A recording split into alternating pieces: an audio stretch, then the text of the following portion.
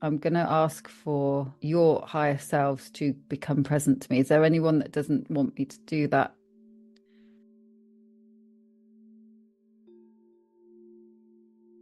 I'm going to tune in properly now. Oh, I can feel that right in your heart. And if you guys can start focusing on your breath, being more in a deepened sense of self, what you're scared of, what your fears are. And then if you can go even deeper, what behaviors are you doing that you are scared to stop? So like scared to stop working so hard because then what? Scared to put myself out there because then what? Scared to take responsibility for something because then what? Scared of falling in love again because then what? I'm scared to look inside because then what? I'm scared to think about money again because when I earn a certain amount, it always goes bad. Every time I get to a certain ceiling, it goes bad. What are these fears or beliefs that are coming up? Oh, I can feel that right in your heart. So can you all feel into your own bodies, bio-read yourselves and tell me where that lives in your body? Where are those fears living in your body?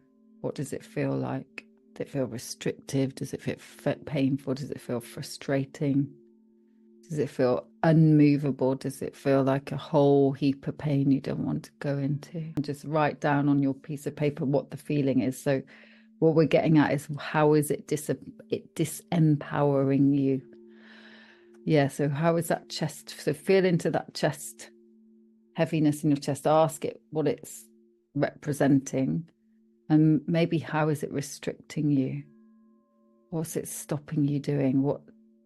Right, if you can move into feelings of dread doing what moves. If I start doing this, Nicola, yours is around maybe even getting funding or something like that. It's a big ask, prize, it feels like. It's safe not to hold back. I think that's the easiest way of saying. So the empowerment is not holding back. So what does empowerment look like? So take every single thing you've written down and do the opposite. The empowerment looks like this, and I have to act like this. Looks like this, and acts like this. So next steps or becoming. It's like literally becoming. That's what we're going to be doing. Steve, there's something about your 7-year-old and your dad. Something around that. So how can your 7-year-old feel empowered? You can work with him a bit today. Callie, there feels like there's a bit of sadness and hopelessness if I get bigger. How am I going to cope with that?